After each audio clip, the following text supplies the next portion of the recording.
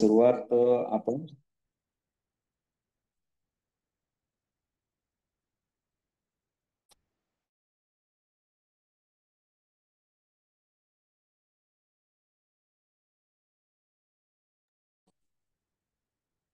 हा तर अष्टांग योगाचं त्यांनी सुरुवातीला वर्णन केलं की हे जे योग तत्वोपनिषद आहे ते कशापासून कसं निर्माण झालं. तर ब्रह्माजींनी विष्णूंना प्रश्न केला की ही जी अशी मला उपासना सांगा की ज्यानं योग मला समजून येईल किंवा योगाचा उपदेश मला करा. असं जेव्हा ब्रह्मानी विष्णूंना वर्णन केलं त्यावेळी विष्णू त्यांना उपदेश करतायत अशा पद्धतीत हे उपनिषद आहे. आणि कशाचं आहे? कृष्ण यजुर्वेदाचं उपनिषद आहे. कृष्ण यजुर्वेदाशी संबंधित हे उपनिषद आहे. सर्वात पहिल्यांदाच त्यांनी काय केलं? विष्णू नाम महायोगी महान तपस्वी हे आहेत असं पहिल्यांदा वर्णन केलं. त्यानंतर मग सांगितलं की ब्रह्माजींनी त्यांना प्रश्न केलेला आहे आणि त्याचे उत्तर म्हणून आता ते वर्णन करत आहेत की कशा पद्धतीने योग मार्ग हा श्रेष्ठ आहे किंवा योग मार्गाने आपण ब्रह्म प्राप्ती करू शकतो. ते पद जे आहे ब्रह्मपद जे आहे ते किती कठीण आहे आणि ते योग मार्गाने कशा पद्धतीत साध्य होऊ शकतं याचं वर्णन सुरुवातीला त्यांनी केलेलं आहे. हम्म 6व्या श्लोकापर्यंत होतं ना मॅडम आपण? 7वाही झालेला सर, 8वा पासून. हा 7व्या पदापर्यंत. तर देवतांना 7वं पद काय आहे? तर देवतांना सुद्धा हे अवर्णनीय असं मोक्षपद वर्णन करता येत नाही. म्हणजे देवांना सुद्धा वर्णन करणं कठीण आहे, आपल्या इंद्रियांच्या पलीकडचं आहे. त्यामुळे याचं वर्णन करता येत नाही. फक्त काय करता येऊ शकतं? तर याला जाणता येऊ शकतं, वर्णन करता येऊ शकत नाही. तर त्याच्या पुढे वर्णन करतात. हे जे ब्रह्मपद आहे याचं वर्णन याच्यामध्ये दिलेलं आहे. आता समजा प्रश्न एखाद्याला आला की योग तत्वोपनिषदामध्ये जे ह्याचं वर्णन केलेलं आहे ब्रह्मपदाचं किंवा मोक्षपदाचं ते तुम्ही सांगा, असा प्रश्न आला तर त्याच्याविषयी आपल्याला लिहिता येईल. निष्कलम निर्मलम शांतम सर्वातीतम निरामयम तदेव जीवरूपेण पुण्यपाप फलैर्युतम परमात्मपदम नित्यम तत्कथम जीवतागतम सर्वभाव पदातीतम ज्ञानरूपम निरंजनम. निष्कलम, त्याला कुठलीही अंग प्रत्यंग नाही. पहिला मुद्दा म्हणजे ज्यांना ओळखू शकतो आपण. आता माणसाला आपण ओळखू शकतो, हात पाय आहेत, चेहरा आहे, बरोबर, धड आहे, याच्यावरून आपण ओळखू शकतो माणूस आहे. किंवा एखाद्या बैलाला आपण ओळखू शकतो, गाईला, प्राण्याला ओळखू शकतो कुठल्याही वेगवेगळ्या पद्धतीत. तर असं निष्कल आहे ते, अशा पद्धतीत कुठलेही अवयव त्याला नाही. निर्लेप और क्लेश रहित, क्लेशांनी रहित आहे, कुठल्याही प्रकारचा रोग त्याला होत नाही. त्यानंतर शांत आहे, प्रशांत, निर्मल आणि नित्य आहे. प्राकृतिक घटक जे आहेत ते सर्व कसे आहेत? जन्माला येतात आणि मृत्यू पण पावतात. प्रत्येक गोष्ट संसारामधली आपल्या समोर असलेली ही क्षणाक्षणाने कमी होत जाते, झिजत जाते किंवा बदलत जाते आणि हळूहळू तिचा नाश होतो. जशी उत्पत्ती होते तशी नाश सुद्धा पावते. परंतु हे जे पद आहे मोक्षपद हे मात्र अविनाशी आहे, त्याचा नाश होत नाही. ज्ञान स्वरूप आहे. याचं स्वरूप कशा पद्धतीत आहे? तर ज्ञानाचं स्वरूप आहे. जसं मी मागे म्हटलं, गाय असा शब्द मी उच्चारल्यानंतर जे आपल्याला मनामध्ये निर्माण होतं ते ज्ञान आहे. तर तशा पद्धतीत याचं स्वरूप आहे, ज्ञानाचं स्वरूप आहे. प्रकृतीचे जेवढे पदार्थ आहेत त्या सर्वांच्याही पलीकडे अशा पद्धतीचं हे पद आहे. म्हणूनच सुरुवातीला सांगितलं की त्याला आपण जाणू शकत नाही पेक्षा वर्णन करू शकत नाही. जाणल्यानंतर त्याला वर्णन करता येणं शक्य नसतं. या पदाला. त्यामुळे जे साधू परमात्म पदाला प्राप्त झाले त्यांनी लोकांना हे पद प्राप्त व्हावं म्हणून भरपूर गोष्टी लिहून ठेवल्या, परंतु एक्झॅक्ट ते पद काय आहे, कसं आहे हे सांगण्याचं मात्र त्यांना शक्य झालं नाही. आणि त्यांनी लिहून काय ठेवलं, तर देवतांना सुद्धा ते शक्य नाहीये असं लिहून ठेवलेलं आहे.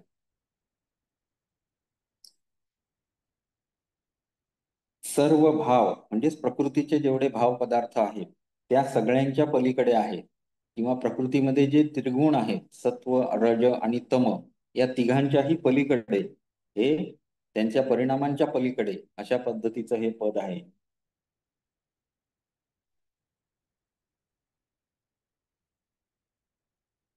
आता हेच पद जीवात्मा म्हणून सजीव पदार्थांमध्ये बघायला मिळतं असं शेवटच्या वाक्यात त्यांनी सांगितलेलं आहे. तदेव जीवरूपेण पुण्य पाप फलैर्युतम, पुण्य आणि पापाच्या फला भोगण्यासाठी जीवरूपामध्ये हेच परब्रह्म आहे ते प्रगट होतं असं इथे वर्णन केलेलं आहे. म्हणजे जीवात्मा आणि परमात्मा याच्यामध्ये भेद मानलेला नाही. हेच परमात्मा जो आहे तोच जीवात्माच्या रूपाने पुण्य आणि पाप यांच्या फळ भोगण्यासाठी म्हणून अस्तित्वात येतो. ही कन्सेप्ट इथे लक्षात घ्यायची. म्हणजे याच्यावरून इथे काय लक्षात येतं, तर वेदांताची जी कन्सेप्ट आहे ती ह्या उपनिषदामध्ये आपल्याला बघायला मिळते, की केवळ ब्रह्म किंवा एकच तत्व हे परमतत्व मानणारं दर्शन आहे वेदांत दर्शन. सृष्टीच्या उत्पत्तीसाठी एकच मूळ तत्व मानणारं दर्शन म्हणजे वेदांत दर्शन आहे, ज्याच्यामध्ये ब्रह्म हे एकच तत्व मानलेलं आहे आणि त्यातूनच सर्व प्रसारा उत्पन्न झाला असं ते दर्शन मानतो. पण तेच सांख्य दर्शन, योग दर्शन यामध्ये मात्र दोन तत्व सांख्याने मानलेली आहेत, तीन तत्व योगानं मानलेली आहेत. तसं वेदांतानं एकच तत्व मानलेलं आहे. तर ह्याचं उगम या दर्शनामध्ये आपल्याला बघायला मिळतं. पुढे वारिवत स्फुरितम तस्मिन् तत्र अहंकृतीस उत्थितः उत्थिता पंचात्मक भूतपिंडम धातुबद्धम गुणात्मकम. आता इथे सृष्टीचा पसारा सांगतायत. कशा पद्धतीत झाला सृष्टीचा पसारा किंवा सृष्टी कशी निर्माण झाली, तर वारिवत स्फुरितम, जसं वाऱ्याची झुळूक आल्यानंतर पाण्यावर तरंग उठतात तशा पद्धती या सगळ्या तस्मिन, तशा पद्धतीत अहंकृती उत्थिता, अहंकार उत्पन्न झाला आणि त्यातून पृथ्वी आदी जे सगळं पंचात्मक भूतपिंडम धातुबद्धम गुणात्मकम, हे जे गुण आहेत प्रकृतीमध्ये त्यामध्ये अहंकार निर्माण झाला आणि अहंकार निर्माण झाल्यानंतर पुढे त्यापासून पंचमहाभूत उत्पन्न झाली. त्या पंचमहाभूतांच्या पिंड रूप अशा पद्धतीनं सर्व काय तयार झाले, पिंड तयार झाले. आणि या पिंडांमध्ये जो जीव आहे तो सुद्धा कोण आहे, तर परमात्माच आहे. आणि तो मग कशासाठी असं पिंडामध्ये येतो, तर तो पाप पुण्य फलैर्युतम, पाप पुण्यांच्या फळ भोगण्यासाठी त्यामध्ये येतो. अशा पद्धतीत वर्णन या श्लोकामध्ये केलेलं आहे. इथे काय आपण म्हणू शकतो, तर सृष्टी उत्पत्ती हे यांनी इथे या पद्धतीत सांगितलेलं आहे. वारिवत स्फुरितम तस्मिन् अहंकृती उत्थिता पंचात्मक भूतपिंडम धातुबद्धम गुणात्मकम. पुढे सुखदुःखैः समायुक्तं जीव भावनया कुरु तेन जीवाभिधा प्रोक्ता विशुद्धैः परमात्मनि.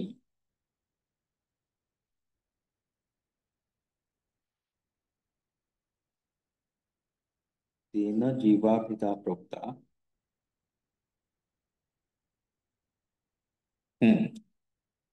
सुख दुःखे समायुक्तम, म्हणजे आपण आता जे सजीव सृष्टी बघतो त्यांना सुख होतं, दुःख होतं. ह्या सुख दुःखामध्ये अडकलेला, मगाशी जे सांगितलं तेच आता व्यवस्थित करून सांगितलं.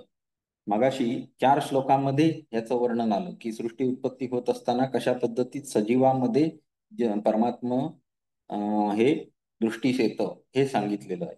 पण इथे मात्र त्यांनी परत एकदा उद्धृत केलं की सुखे दुःखे ही समायुक्तम जीव भावनया कुरु.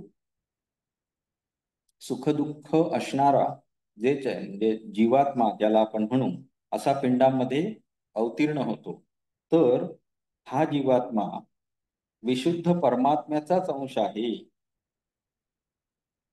जीवाभितेन जीवाभिधा प्रोक्ता विशुद्ध ही परमात्मनी. तो प्रकृतीचा किंवा सत्वरजतम गुणाचा पासून उत्पन्न झालेला नाही, त्याच्याही परे किंवा त्याही पलीकडे अशा पद्धतीत तो परमात्मा आहे.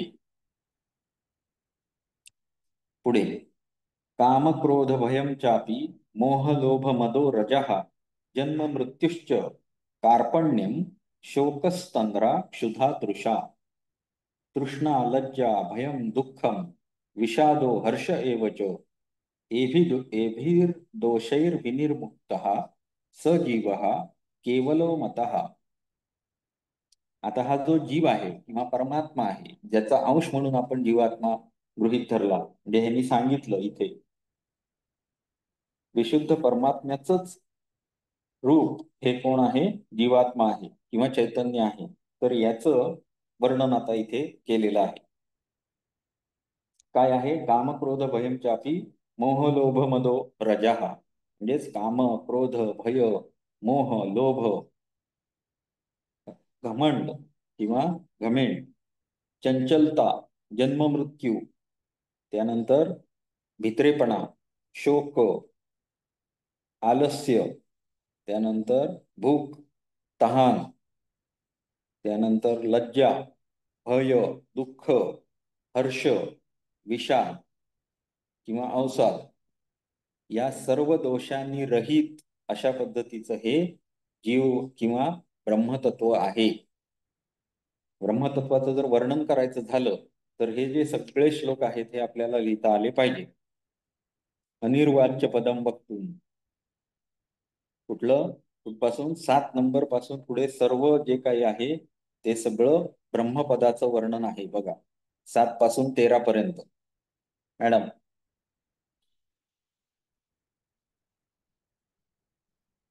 आता पुढे आपले हे सगळं सांगतायत कशासाठी? तर या ब्रह्मपदाची प्राप्ती करायची आहे. कोणाला करायची आहे? तर ब्रह्माजींना. विष्णू त्यांना वर्णन करून सांगतायत की हे पद का महत्वाचं आहे आणि या पदाचा आता पुढे प्राप्त करण्यासाठीचे जे मार्ग आहेत ते सुद्धा त्यांनी वर्णन केलेले आहे. आता पुढे तस्मात् दोष विनाशार्थम उपायम कथयामि ते योगहीनम कथम ज्ञानम मोक्षदम भवती ध्रुवम. आता पहिल्या श्लोकामध्ये म्हणजे 12 आणि 13व्या श्लोकामध्ये जर विचार केला तर या सर्व दोषांपासून जे रहित आहे ते केवळ ब्रह्म आहे असं सांगितलं. मग हे सर्व दोष आता आपल्यामध्ये किंवा सर्व मनुष्यामध्ये आपल्याला बघायला मिळतात. परंतु या सर्वांपासून जे रहित आहे ते फक्त केवळ ब्रह्म आहे. म्हणजेच हे सर्व दोष दूर करायला लागतील, तेव्हा केवळ ब्रह्मपद प्राप्त होईल. हे अंडरलाईन आहे, हे हा अर्थ अंडरलाईन आहे, गर्भित अर्थ आहे. आणि मग लगेच पुढच्या श्लोकामध्ये सांगितलं की या दोषांना दूर करण्याला जो उपाय आहे तो मी आता तुम्हाला कथयामी ते, मी तुम्हाला सांगतो. कारण योगाभ्यास न करणारा आणि फक्त शास्त्राचं ज्ञान घेणारा कधीही मोक्ष पावू शकत नाही. योगहीनम कथम ज्ञानम मोक्षदम भवती ध्रुवम. निश्चितच काय मोक्ष प्राप्ती त्याला होऊ शकत नाही ज्याला नुसतं शास्त्रांचं ज्ञान केलेलं आहे त्यानं. आणि जो योग अभ्यास करत नाही असा जो व्यक्ती आहे तो मोक्ष प्राप्त करू शकत नाही असं यांनी सांगितलं. आता योगाची महत्वी सांगितली की हे जे दोष आहेत ते दूर करण्यासाठी योगाचा उपयोग होतो हे इथे पक्क झालं. की वरचे जे काम, क्रोध, भय, मोह, लोभ, घमंड, चंचलता, जन्म मृत्यू, भीती, शोक, आलस्य, भूक, अं, तहान, लज्जा, भय, दुःख, हर्ष आणि विषाद एवढे जे दोष आहेत, एवढे सगळे दोष जर घालवायचे असतील तर आपल्याला योगाशिवाय पर्याय नाही असं विष्णूंनी सांगितलं. योग ही ज्ञानही नसतो न क्षमो मोक्ष कर्मणी तस्मात् ज्ञानम च योगम च मुमुक्षुर दृढम अभ्यसे. जो ज्ञानहीन व्यक्ती आहे, योगही ज्ञानहीन असतो, म्हणजे ज्ञानहीन व्यक्ती योगाभ्यासाद्वारे मोक्ष प्राप्त करू शकत नाही. म्हणजे ज्ञान सुद्धा आवश्यक आहेच. म्हणून मोक्ष ज्याला आवश्यक म्हणजे मोक्षाची जो लाभार्थी आहे, ज्याला वाटतं आपल्याला मोक्ष प्राप्त केला पाहिजे, त्याने शास्त्रांचे अध्ययन सुद्धा केलं पाहिजे जेणेकरून ज्ञानात त्याच्या वाढ होईल आणि त्याच्याबरोबरच योगाभ्यास सुद्धा केला पाहिजे. असे हे दोन उपाय यांनी इथे सांगितले. तर हे जे दोन उपाय आहेत यांचा जर विचार केला तर योगातलं जे कर्माचा भाग आहे तो असेल, पुढे सांगणारं असतील. उदाहरणार्थ क्रियायोग सांगितला असेल, अष्टांग योग सांगितला असेल, हठयोग सांगितला असेल. ह्या सर्व गोष्टी पण आवश्यक आहेत असं सांगतात. आणि त्याच्याच बरोबर शास्त्राचं जर तुम्हाला ज्ञान नसेल तरीही ते काही उपयोगाचं नाही असंही यांनी इथे सांगितलेलं आहे. त्यामुळे ज्ञान घ्या प्लस योगाभ्यास पण करा.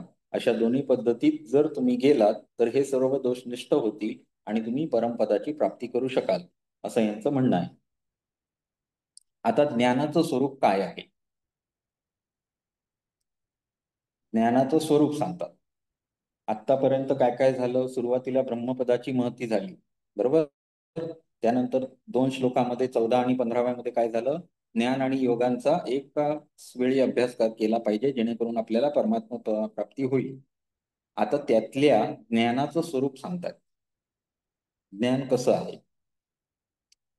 अज्ञानात एव संसारो ज्ञानात एव विमुच्यते ज्ञानस्वरूपम एव आदौ ज्ञानम ज्ञानैक साधनम. काय सांगतात? तर अज्ञानादेव संसारो, हा जो संसार दिसतोय तुम्हाला तो अज्ञानाचेच कारण आहे. अज्ञानामुळे निर्माण झालेली भ्रांती आहे. म्हणजे सापाला आपल्या दोरीला साप समजणे अशा पद्धतीत आपण या संसारामध्ये अडकलेलो आहोत. आपल्याला जी भ्रांती होते आहे संसाराची ती अज्ञान आहे, अज्ञान स्वरूप आहे. हा जो भ्रम आहे तो शास्त्र किंवा ज्ञानाचा तुम्ही अभ्यास केला की त्याने भ्रम नष्ट होईल. ज्ञानाचं महती सांगतायत. ज्ञानाने जेव्हा तुम्ही शास्त्राचा अभ्यास कराल त्यावेळी हा जो तुमचा भ्रम आहे तो नष्ट होईल. ज्ञानस्वरूपम एवादौ ज्ञानम ज्ञानैक साधनम. आदौ, आदौ म्हणजे आधी, प्रथम. प्रथम ज्ञान स्वरूप एव आदौ, च आधी. ज्ञान स्वरूपच म्हणजे सृष्टीच्या प्रारंभाला कोण होतं? ज्ञान स्वरूपच ब्रह्म अस्तित्वात होतं. ज्ञान स्वरूपच हा शब्द महत्वाचा आहे.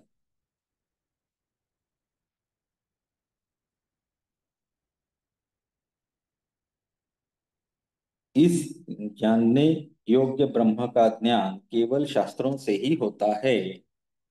म्हणजे ज्ञानम ज्ञानैक साधनम, हे जे जाणायचं आहे किंवा ज्ञानस्वरूप ब्रह्म जे होतं त्याला जाणण्यासाठी शास्त्रांचा अभ्यास करणं हाच उपाय आहे. आता इथे एक व्यापक गोष्ट अशी आहे की वेद या शब्दाचा अर्थच मुळी ज्ञान असा आहे. वेद या शब्दाचा अर्थ ज्ञान असा आहे. त्यामुळे आपण वेदांना काय म्हणतो?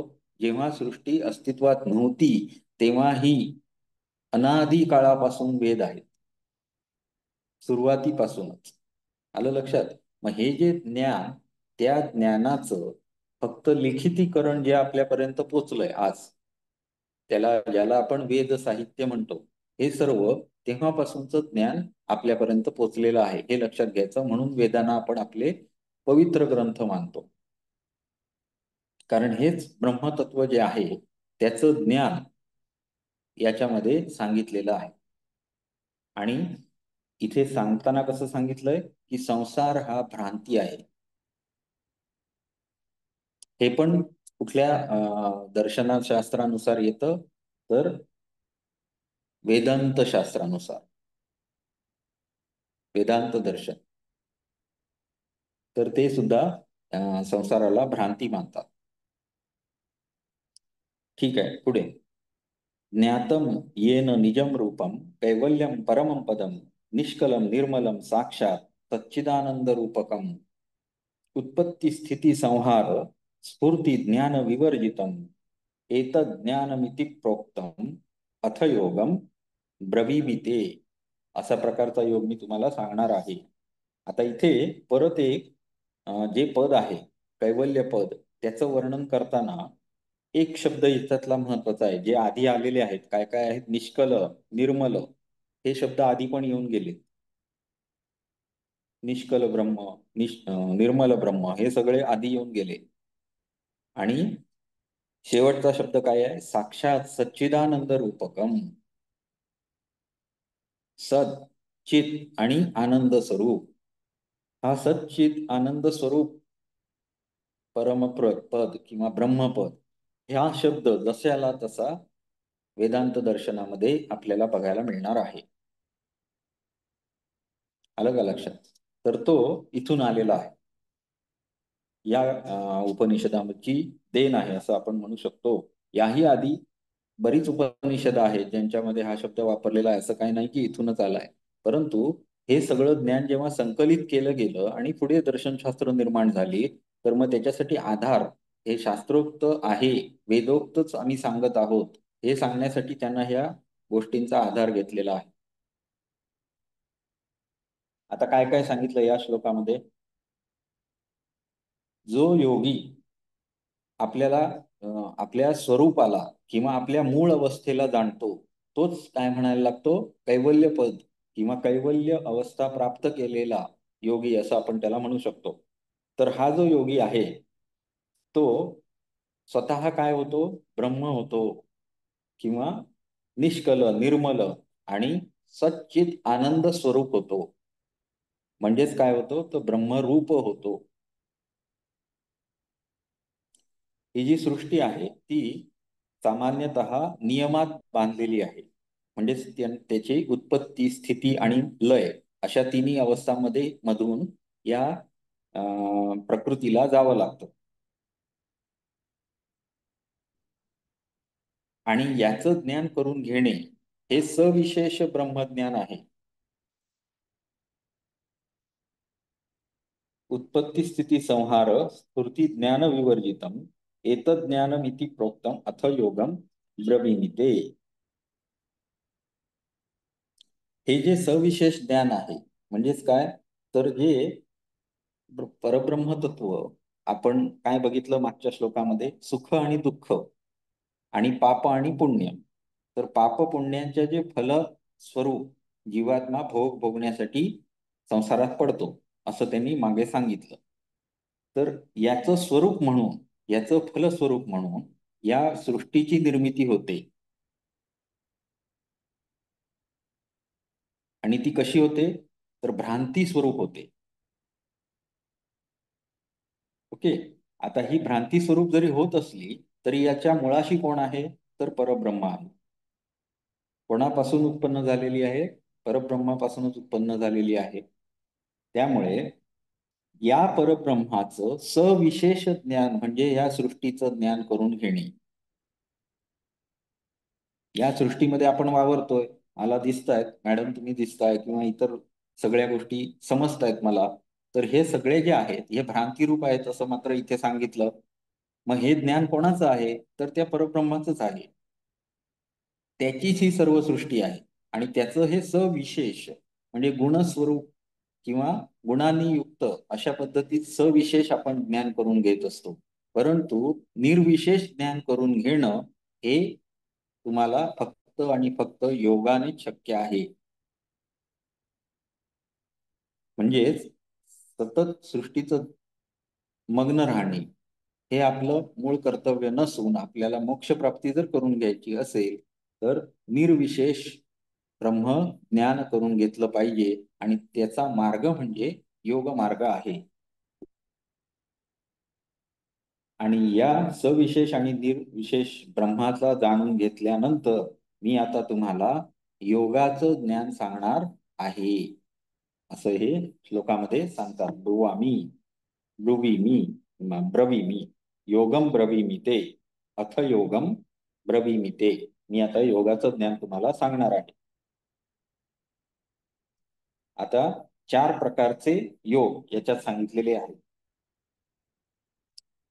योगो हि बहुधा ब्रह्मन् विद्यते व्यवहारतः मंत्रयोगो लयश्चैव हठोसौ राजयोगतः.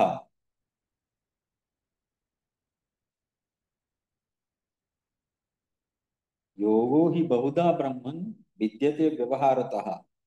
व्यवहारतः बघितलं तर योगाचे अनेक प्रकार होऊ शकतात, बहुधा भरपूर असू शकतात, परंतु त्यातले 4 यांनी इथे उद्धृत केलेले आहेत. कुठले आहेत? तर मंत्र योग, लय योग, हठ योग आणि राजयोग. आता जर ज्यांनी कोणी सुरुवात आता मॅडमनी करून झालेला आहे तर हठयोगाचं जे उद्दिष्ट आहे ते सुद्धा काय आहे? तर राजयोगाची प्राप्ती करणे, राजयोगापर्यंत पोचणे हे हठयोगाचं लक्ष आहे. म्हणजे अंतिम जो पार्ट आहे तो काय आहे? तर राजयोग आहे. आणि राजयोगाने काय प्राप्त होणार आहे? तर कैवल्य प्राप्त होणार आहे. हठयोगाने काय प्राप्त होणार आहे? राजयोग प्राप्त होणार आहे. हे लक्षात ठेवायचं आहे. हठयोग ही आपल्या शरीराला, मनाला एकाग्र करण्याची पद्धत आहे, ज्याद्वारे आपली प्राणशक्ती आपण संचलित करू शकतो. त्याला आपण ब्रह्मरंध्रापर्यंत नेऊ शकतो. बरोबर आहे? राजयोग हा मात्र कैवल्य प्राप्तीचा मार्ग म्हणूनच सांगितलेला आहे आणि ही शेवटची अवस्था आहे. आता यामध्ये योगाच्या ज्या आरंभिक अवस्था असतात त्यांचं पुढे वर्णन करतात. 4 योगाचे प्रकार लक्षात आले. मंत्रयोग, लययोग, हठयोग आणि राजयोग हे 4 योगाचे प्रकार त्यांनी सांगितले. त्यानंतर आता योगाच्या आरंभिक अवस्था. आरंभश्च घटश्चैव तथा परिचया स्मृतः निष्पत्तिश्चैती अवस्थाच सर्वत्र परिकीर्तिता. आता इथे आपल्याला सर्वांना हठयोग प्रदीपिका नावाचा ग्रंथ कुठेतरी ऐकून माहिती असेल किंवा मॅडमना तर झालेलाच असेल. तर हा जो ग्रंथ आहे याच्यामध्ये याच्या पूर्ण अवस्था ह्या दिलेल्या आहेत. आता जेव्हा साधक अभ्यासाला सुरुवात करतो तेव्हा त्यामध्ये त्याच्या चित्तवृत्ती ह्या शांत करण्याची प्रकार चालू केले जातात. प्राणायामाद्वारे मनावर नियंत्रण ठेवायला लागतो. मुद्रेने त्याच्या ज्या ऊर्जा आहेत त्या तो संकलित करतो किंवा त्यांना योग्य दिशेने प्रवाहित करतो आणि त्यानंतर त्याला ज्या नाद उत्पन्न होतो तर ह्या ज्या अनाहत नादाचं आहे त्याचं हे वर्णन इथे दिलेलं आहे, जे आपल्याला हठयोग प्रदीपिकेमध्ये पुढे येणार आहे. म्हणजेच हठयोगामध्ये याचं पूर्ण आपल्याला वर्णन मिळणार आहे. यांनी काय सांगितलं? सुरुवातीला आरंभावस्था, नंतरची अवस्था घटावस्था, तिसरी परिचयावस्था आणि चौथी निष्पत्ती अवस्था. या 4 अवस्था यांनी वर्णन केल्या किंवा नावं उद्धृत केली. जसं मंत्रयोग, लययोग, हठयोग आणि राजयोग हे 4 योगाचे प्रकार सांगितले. आता पुढे मंत्रयोगाचं लक्षण. एतेषां लक्षणं ब्रह्मं वक्षे शृणु समासतः मातृकादियुतं मंत्रं द्वादशाब्दं तु यो जपेत् क्रमेण लभते ज्ञानम् अणिमादि गुणान्वितम् अल्पबुद्धिर इमं योगम सेवते साधकाधमः. अधम साधकासाठी सेवते साधका समः, साधका अधमः, अधम साधक. आता इथे मी जे सांगणार आहे, एतेषां लक्षणं ब्रह्मन् वक्षे शृणु समासतः. मातृकादियुतम मंत्रम, मातृ किंवा अक्षरांनी बनलेले जे मंत्र आहेत ते जो व्यक्ती 12 वर्षापर्यंत मंत्रम द्वादशाब्दम तू यो जपेत, जो 12 वर्षेपर्यंत त्याचा जप करेल त्याला काय होईल? क्रमेण लभते ज्ञानम, क्रमाने प्राप्त होईल. काय काय प्राप्त होईल? ज्ञानम, पहिलं ज्ञान प्राप्त होईल. त्यानंतर अणिमादी म्हणजे अष्टसिद्धी. अणिमा, लघिमा, गरिमा माहिती आहेत ना? अष्टसिद्धी, अष्टसिद्धी प्राप्त होतील. अल्पबुद्धी चे जे साधक असतात, अल्पबुद्धीर इमम योगम सेवते, सेवते साधकाधमः. जे अल्पबुद्धीवाले साधक आहेत त्यांनी या मंत्रयोगाचा आधार घ्यावा असं सांगितलेलं आहे. आलं का लक्षात? अल्पबुद्धीसाठी यांनी हा योग सांगितलेला आहे, मंत्रयोग. 12 वर्षापर्यंत एखाद्या मंत्राचा जप केल्यानंतर तुम्हाला ज्ञान प्राप्त होईल. त्याबरोबर हळूहळू तुम्हाला अणिमादी सिद्धी सुद्धा प्राप्त होतील असं यांनी इथे सांगितलं. आणि असे साधक कोण असतील? असे करणारे तर ते अल्पबुद्धीचे साधक असतील. पुढे लय योग का लक्षण. लय योगश्चित्तलयः कोटिशः परिकीर्तितः गच्छन् तिष्ठन् स्वप्नभुंजन ध्यायेत निष्कलम ईश्वरम. लययोग म्हणजे काय असेल? चित्ताचा लय किंवा मनाचा लय. मनाला काय करणे? परमात्म्यामध्ये विलीन करणे. याला आपण लय योग असं म्हणू. मनाला किंवा चित्ताला जर विलीन केलं तर जे उरेल ते केवळ असेल आणि ते म्हणजे विवेक ख्याती आपण म्हणू शकतो किंवा त्याला आपण उरेल ते ब्रह्मतत्व असंच म्हणू शकतो. कारण ही सर्व सृष्टी जी आहे ती भ्रमात्मक आहे. जे मनाला भ्रम होतं त्या त्या स्वरूपात हे सर्व सृष्टी आहे. त्याचा लय जर झाला तर उरेल ते फक्त परब्रह्मतत्वच असेल, ज्याला आपण केवल प्राप्ती असं आपण म्हणू शकतो. आता ही जी विवेक ख्याती आहे किंवा मनाचा लय केल्यानंतर जे काही प्राप्त होणार आहे त्या अवस्थेमध्ये आपल्याला संसार किंवा प्रकृती आणि पुरुष यांच्यामधला भेद समजून येतो आणि लय झाल्यामुळे चित्ताचा अधिकार संपून जातो. म्हणजे सर्व सृष्टी ही लय पावते किंवा त्याच्या दृष्टीने काय अजिबात महत्वाची राहत नाही. फक्त परमतत्व एवढंच त्या दृष्टीने शिल्लक राहतं.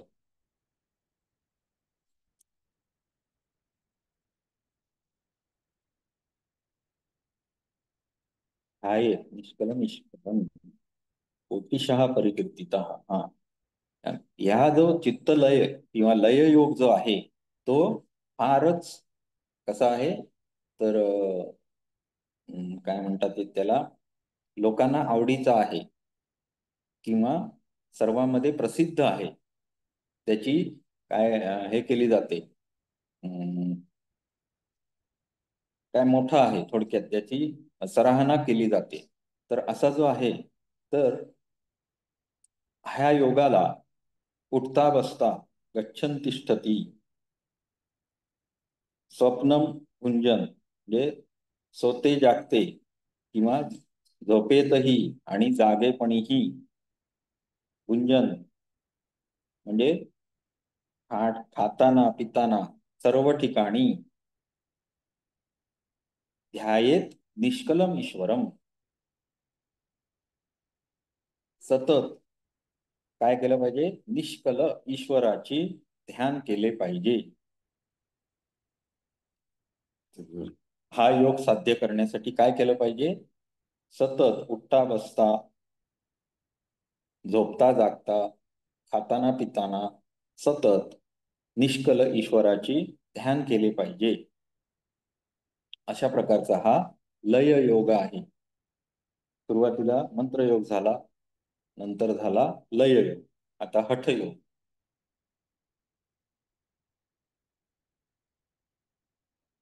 स एव लय योगा, हा लय योग झाला. आता स्याद हठयोग मतः शृणु, हठयोग मतः शृणु.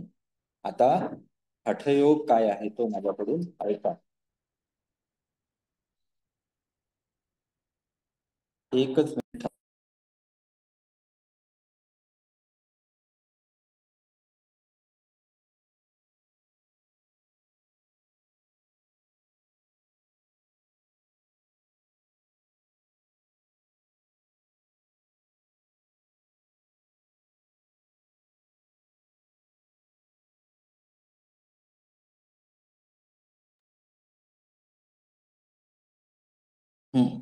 आता मंत्रयोग झाला, लययोग झाला. आता माझ्याकडून तुम्ही हठयोग ऐका असं सांगतात. शृणु. यमश्च नियमश्चैव आसनं प्राणसंयमः प्रत्याहारो धारणा ध्यानं भ्रूमध्यमे हरिं समाधिः समतावस्था साष्टांगो योग उच्यते. आता हे बघा, काय सांगितले इथे, अष्टांग योग सांगितला. पूर्ण कसा सांगितला, यम नियम आसन प्राणायाम प्रत्याहार धारणा भ्रूमध्यामध्ये ध्यान आणि समाधी, हे सगळे काय आहेत, 8 अंग आहेत हठयोगाचे. आणि हे जसेच्या तसे आपल्याला कुठे गेलेले दिसतील, तर पतंजलीच्या योगसूत्रामध्ये. बरोबर आहे. म्हणजे जे आपण योग शिकणार आहोत त्यामध्ये आपल्याला हे 8ही अंग आलेले दिसतील.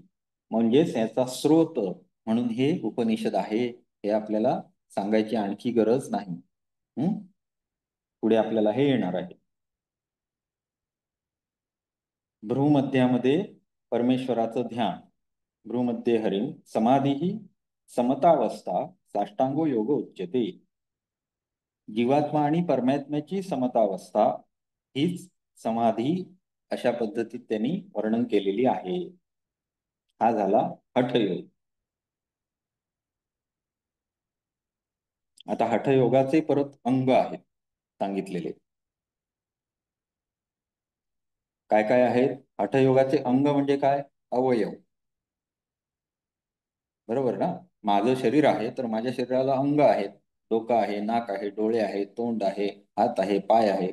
तशा पद्धतीत हठयोगाची अंग कुठली कुठली आहेत, महामुद्रा, महाबंधो, महावेधश्च खेचरी, जालंधरो उड्डीयानश्च मूलबंधस्तथैव च.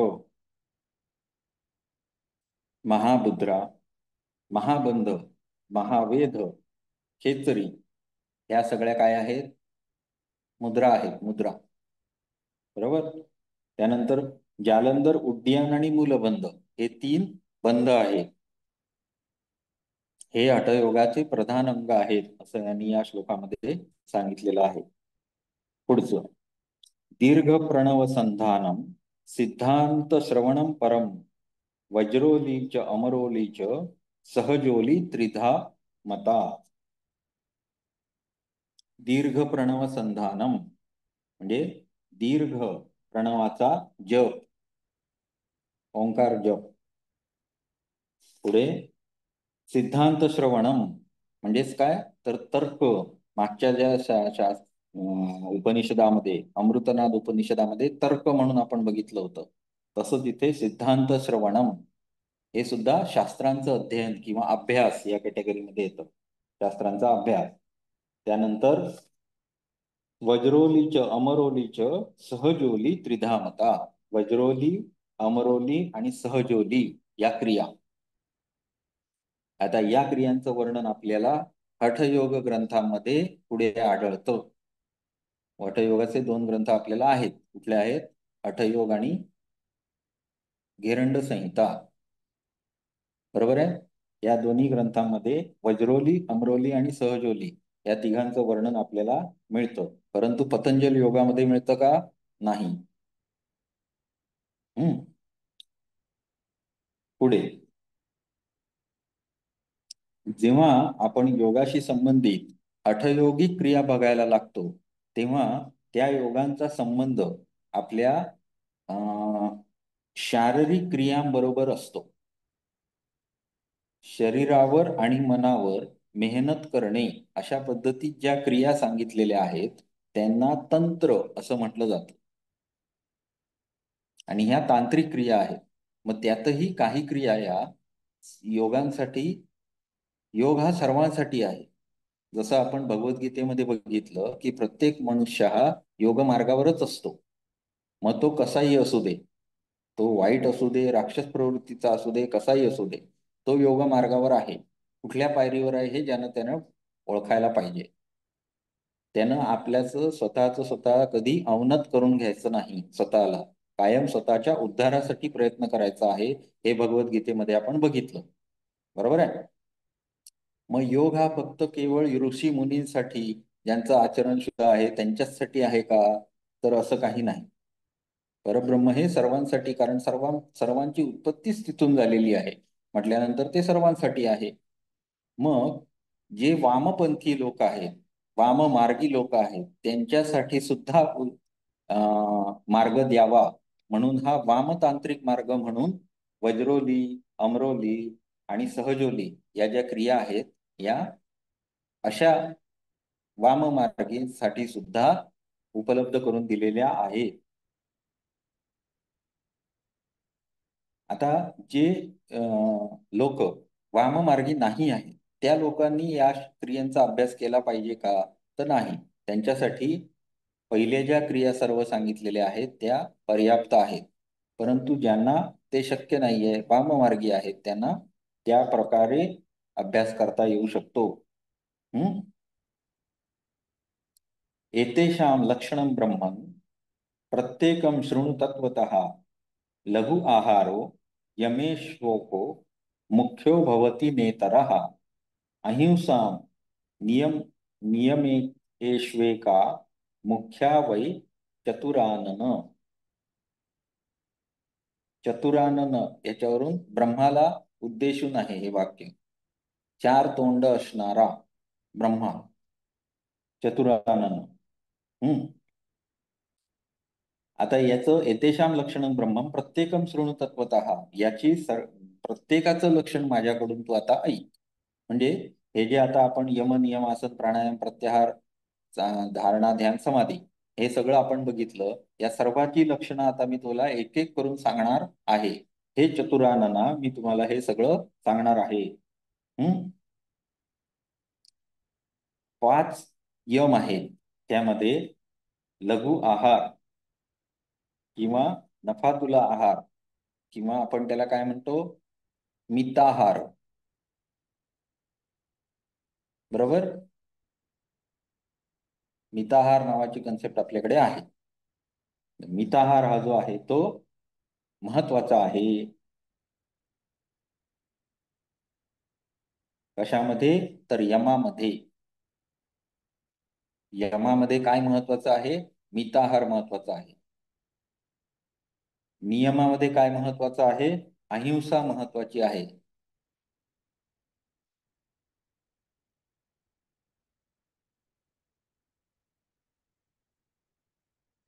आता पुढे आसनं सांगितलेली आहेत. सिद्धम पद्मम तथा सिंहम भद्रम चेती चतुष्टयम. हा जसे तसा श्लोक तुम्हाला पुढे हठयोग ग्रंथामध्ये आढळणार. कुठली कुठली आसनं आहेत? पहिलं सिद्धासन, दुसरं पद्मासन, तिसरं सिंहासन आणि चौथं भद्रासन. अमृतनाद उपनिषदानुसारची आसनं सांगा मॅडम.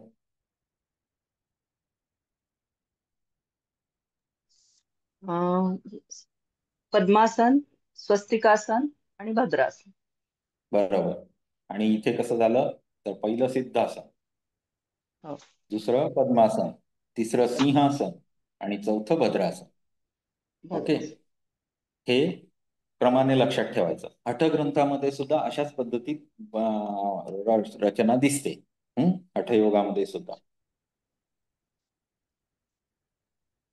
आता पुढे विघ्नांचा त्याग. योगाभ्यासामधल्या विघ्नांचा त्याग करायचा आहे. प्रथमाभ्यास काले तू विघ्न हा स्यो चतुरानन आलस्यम कथनम धूर्तम गोष्टीम मंत्रादि साधनम धातुस्त्रीलौल्यकादिनी मृगतृष्णामयानि वै ज्ञात्वा सुधीर त्यजेत सर्वान् विघ्नान् पुण्य प्रभावतः. योगाभ्यासाला सुरुवातीला भरपूर विघ्न किंवा बाधा येत असतात. त्यामध्ये कुठली कुठली महत्वाचे आहेत हे तू आता ऐक. हे चतुरानना, हे ब्रह्मा, तू हे आता मी सांगतोय ते ऐक. त्यामध्ये अनेक बाधा येऊ शकतात. त्यामध्ये आळस्य, आत्मप्रशंसा किंवा प्रौढी, गर्व करणे स्वतःविषयी, धूर्त गोष्टी म्हणजे धूर्तपणे वागणे किंवा धूर्त लोकांमध्ये सतत उठणे बसणं असणे. त्यानंतर मंत्रादी साधनम, मंत्र आदी सिद्ध करणे ज्याच्यामध्ये मनुष्य गुरफटला जातो, त्या सिद्धीमध्ये गुरफटला जातो, तो कैवल्यापासून च्युत होतो. पुढे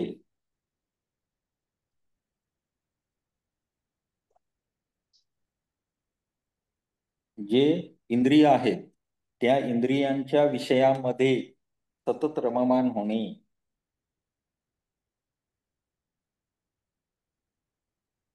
म्हणजे शब्द स्पर्श रूप रसगंध हे जे विषय आहेत या विषयांच्या भोगामध्ये सतत रममाण होणे. त्यानंतर स्त्रीलौल्यम, धातुलौल्यम आणि स्त्रीलौल्यम असे दोन आहेत. म्हणजे लौल्य म्हणजे काय तर हे जे सांगितलं ते शब्द स्पर्श रूप रसगंध याच्यामध्ये वासना होणे. आणि स्त्रीलौल्य त्यानंतर हे सगळे काय आहेत तर हे आहेत विघ्न आहेत. आणि ते कसे आहेत तर मृगतृष्णाप्रमाणे, म्हणजे आपल्याला आता मिळालं, आपण आनंद आपण मिळवला असं आपल्याला वाटायला लागतं. जेव्हा तुम्ही विषयांच्या पाठी धावायला लागता आणि विषय मिळवण्याचा प्रयत्न करता, मिळवल्यानंतर तुम्हाला असं वाटत असतं की आपल्याला आता पाणी मिळालं वाळवंटात.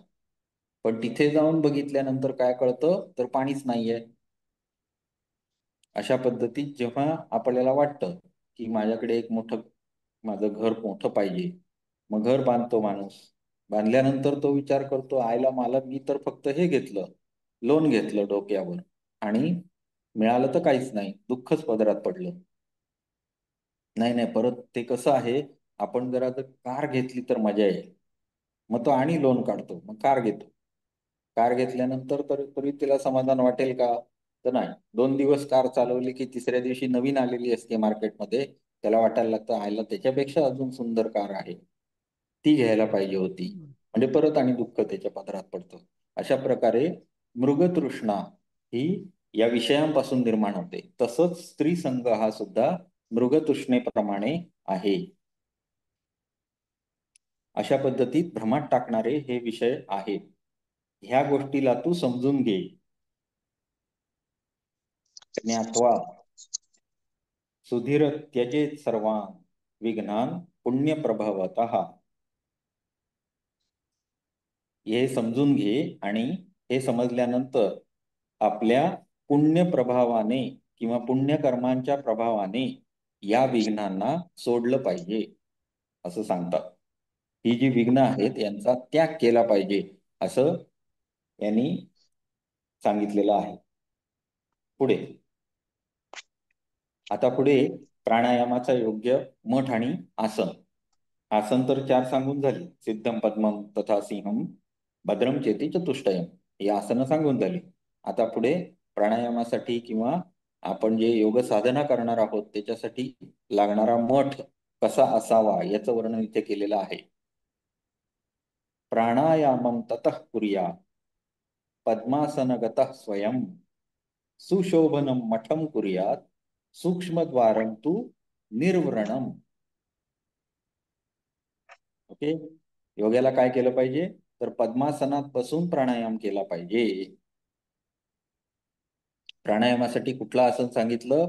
पद्मासन सांगितलेलं आहे. योग तत्वोपनिषदानुसार प्राणायामासाठी पद्मासन सांगितलेलं आहे. हा आपल्याला नेट सेट साठीचा क्वेश्चन असू शकतो. ओके. पद्मासनात बसून प्राणायाम केला पाहिजे. मठ कसा असला पाहिजे तर सुशोभनम मठम. मठ कसा असावा तर सुंदर असावा. त्याचं जे रचना असावी ती कशी असावी? सुंदर असावी. त्यातली जी खोली आपली असावी ती सुंदर असावी. आणि सूक्ष्मद्वारम त्याचा जो दरवाजा आहे तो मात्र कसा असावा? छोटा असावा.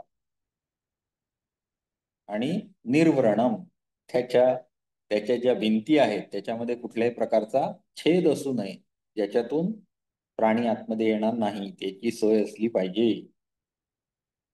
पुढे सुष्ठु लिप्तम गोमयेन सुधयावा प्रयत्नतः मत्कुष्णै मशकैल लुतैर वर्जितम च प्रयत्नतः. काय केलं पाहिजे? लिप्तम गोमयेन असा प्रकारचा जो मठ आहे तो कशानं? गोबर, गाईच्या गोबरानं लिंपन केलं पाहिजे, त्याला लेपन केलं पाहिजे. या सुधयावा प्रयत्नतः. सुधा म्हणजे चुना. सुधा गोमय सांगितलेला आहे किंवा चुना सांगितलेला आहे. चुन्यानं त्याची काय केले पाहिजे? लेपन केलं पाहिजे. त्याच्यामध्ये काय काय नसलं पाहिजे तर ढेकूण नकोत, मच्छर नकोत आणि लुता म्हणजे हे कोळी नको. याच्यामधून त्यांना घालवलं पाहिजे, कारण ते आपल्या साधनेमध्ये बाधा उत्पन्न करतील. म्हणून या असले गोष्टी इथे नकोत असं यांनी सांगितलेलं आहे. दिने दिने च संसृष्टम सम्मार्जन्या विशेषतः वासितम च सुगंधेन धूपितम गुग्गुलादिभिः.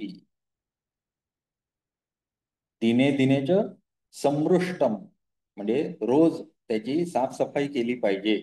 आणि सम्मार्जन, सडा सम्मार्जन ज्याला आपण म्हणतो ते केलं पाहिजे. विशेषतः विशेष पद्धतीने केलं पाहिजे. वासितम च सुगंधेन धूपितम गुग्गुलादिभिः. गुग्गुळ आदी जे धूप आहेत त्यांचा वापर करून सुगंधित अशा पद्धतीत ही झोपडी ठेवली पाहिजे असं सांगितलेलं आहे.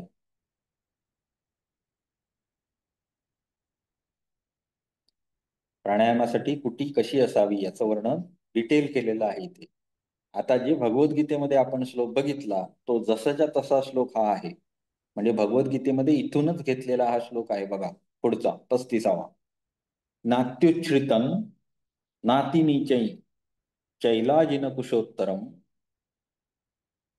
ही जी लाईन आहे ही जशी तशी भगवद्गीतेमध्ये आपल्याला बघायला मिळणार 6व्या अध्यायामध्ये. नात्युच्छ्रितम नातिनीचै चैलाजिन कुशोत्तरम. पुढे तत्रोपविश्य मेधावी पद्मासन समन्वितः. आसन कसं असावं तर नात्युच्छ्रितम, नातीनीचे, उंच पण असू नये आणि खोलगट पण असू नये, असं आसन असावं. त्याच्यावर काय करायचं आहे? चैलाजिन कुशोत्तरम, कुशा पासून, दर्भापासून बनवलेलं आसन किंवा मृगचर्म याच्यापासून बनवलेलं आसन किंवा कपड्यापासून बनवलेलं आसन घालायचं आणि त्यावर पद्मासन घालून बसावं असं वर्णन केलेलं आहे.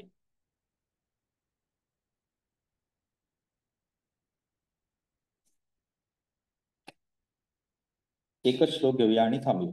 ऋजुकाय प्रांजलिश्च प्रणमेदिष्ट देवतां ततो दक्षिणहस्तस्य अंगुष्ठेनैव पिंगलाम. मान कशी ठेवायची आहे? ऋजुकाया, काय शरीर सरळ ताठ बसायला सांगितलेलं आहे. ऋजुकाया प्रांजलिश्च, हात जोडून, प्रणमेदिष्ट इष्टदेवता, इष्टदेवतेला प्रणाम करायचा आहे. ततो दक्षिण हस्तस्य अंगुष्ठेनैव पिंगलाम, उजव्या हाताच्या अंगठ्याने पिंगला किंवा